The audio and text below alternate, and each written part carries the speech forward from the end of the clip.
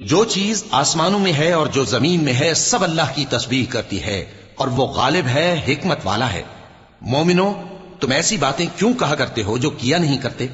اللہ اس بات سے سخت بیزار ہے کہ ایسی بات کہو جو کرو نہیں۔ جو لوگ اللہ کی راہ میں ایسے طور پر صف باندھ کر لڑتے ہیں کہ گویا سیسا پلائی ہوئی دیوار ہیں، وہ بے شک اللہ کے محبوب ہیں۔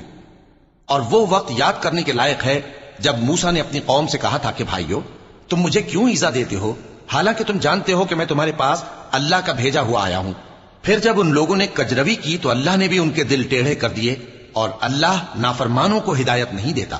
اور وہ وقت بھی یاد کرو جب مریم کے بیٹے عیسیٰ نے کہا کہ اے بنی اسرائیل، میں تمہارے پاس اللہ کا بھیجا ہوا آیا ہوں، جو کتاب مجھ سے پہلے آ چکی ہے یعنی تورات، اس کی تصدیق کرتا ہوں، اور ایک پیغمبر جو میرے بعد آئیں گے جن کا نام احمد صلی اللہ علیہ وآلہ وسلم ہوگا، ان کی بشارت سناتا ہوں۔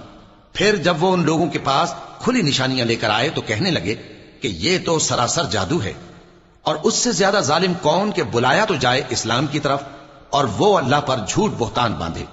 اور اللہ ظالم لوگوں کو ہدایت نہیں دیا کرتا۔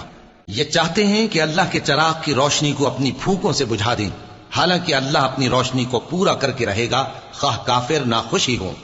وہی تو ہے جس نے اپنے پیغمبر کو ہدایت اور دین حق دے کر بھیجا تاکہ اسے سب دینوں پر غالب کرے، خواہ مشرکوں کو برا ہی لگے۔